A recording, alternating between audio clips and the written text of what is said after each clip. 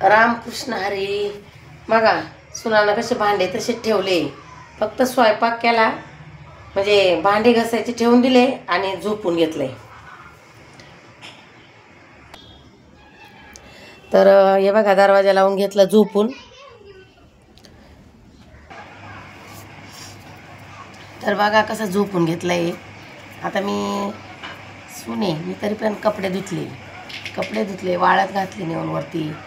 तिनं फक्त स्वयंपाक केला आणि झोपली. काय का आमचे पोरं रडात आहे. आता आम्हाला काय पोरं नाही झाले. आमच्या पोरांना तर चॉकलेटसुद्धा म्हणजे चॉकलेटला सुद्धा पैसे राहत नव्हते द्यायला. यांच्या पोरांना बिस्किटचे पुडे आणा, हे आणा, ते आणा. अर्धाले खात्या आणि अर्धाले कुत्र्याला टाकून द्या किंवा मांजरीला खाऊ घालत्या. असे तरी पण आपण काय म्हणत नाही, जाऊ द्या बा. आपण काही जुनं लावून नाही धरायचं. आता जग चाललं तसं आपण चालावं. पण कसं आहे, पोरांना पोरी भेटते नाही म्हणून एवढं पण करायचं का बरं पोरींनी? मुलांना मुली मिळत नाही, पोरांना पोरी भेटत नाही म्हणून सुना अजिबात ऐकत नाही, अजिबात नाही. त्यांना येईल तेच करते त्या. स्वयंपाक करायचा, घ्यायचं झोपून. मग दुपारी भांडे घासायचं. धुणंसुद्धा धुत नाही. मी जर धुणं धुतलं नाही ना तर ते धुणं तसंच पडेल राहतं. सांगा मग सासूनं किती काम करायचं, कितपत करायचं सांगा. आता सुनाचे कपडे धुणं आपण म्हणतो, जाऊ दे आपल्या मुलीवाणीचे आपण म्हणतो, पण ती म्हणते का आपल्या आईवाणी आपली सासू?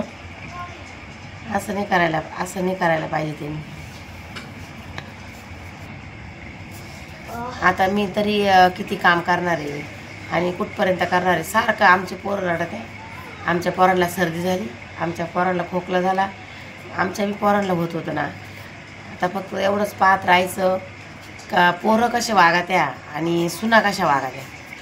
पण मग हे त्यांच्या आयांनी बी संस्कार द्यायलाच पाहिजे ना त्यांना, का बा आता लग्न झालं तुम्ही कसं वागलं पाहिजे. काय काम राहतं एवढं? घरातच करायचं आहे, कुठं काही जास्त आहे का काही करायचं. शेतातलं बी आता हे बघा गहू काढून आणले तेव्हा मीच गेले तिकडं. ती काय आलीच नाही, ती येणारच नाही, मला माहीतच होतं. तर कसं आहे, आता पोरी भेटत नाही ना. तर जेव्हा लग्न आम्ही जमवायला गेलो तेव्हा तिच्या आईबापानं बोली करेल का आमची पोरगी शेतात येणार नाही. कारण आता पोरी भेटत नाही आपल्या पोरांना म्हटल्यावर तर ते मान्यच करावं लागेल आपल्याला. ठीक आहे बाई, नाही शेतात येणार तर घरचं कर, पण घरचं बी नाही करीत ती. असं आहे. आता हे गहू काढून ठेवले, आता त्याला अजून धार द्यायची. आता मी घरातलं करू का बाहेरचं करू? ही झोपून घेती. आणि तिच्या काही बोललं तिच्या लगेच आईला लगेच फोन केला का ते लगेच काय म्हणत्या, ये लगेच माहेरी. वरतून तिची आई तर काय बोलली मला मागच्या वेळेस माहिती आहे का, म्हणे म्हशीची शिंग काय म्हशीला जड नाही म्हणे. पहा आता तुम्ही, म्हणजे सासूनं काहीच बोलायचंच नाही. काही जसं येईल तसंच करून द्यायचं का यांना? शेतात नाही सांगितलं, शेतात घेऊन जात नाही. मग तू स्वयंपाक पाणी तर कर घरामध्ये थोडाफार, म्हणजे व्यवस्थित तर कर.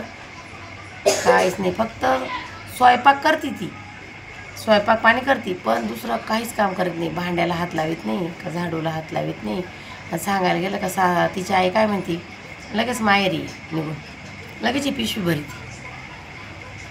मग आता आपल्याला तर आता सासांनी प्रत्येक सासूला आता समजून घ्यावं लागत आहे.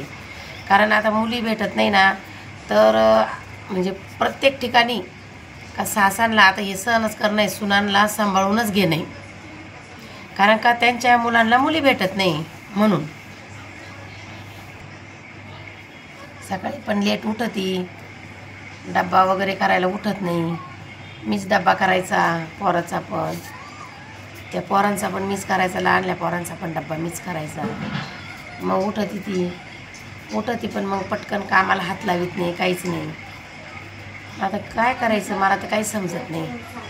बोलायला गेलं का ती डायरेक्ट लगेच पिशवी भरून निघती.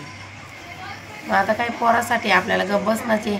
आता म्हणजे सगळीकडं सगळ्या सासांना हे सहनच करणं आहे. आता पोरी भेटत नाही म्हणून सुना जे करतील ते सहनच करावं लागणार आहे. कारण त्याला आता विलाजच नाही. बघा, तुम्हाला माझा व्हिडिओ आवडला तर लाईक करा, कमेंट करा, सबस्क्राईब करा. सांगा मला कमेंटमध्ये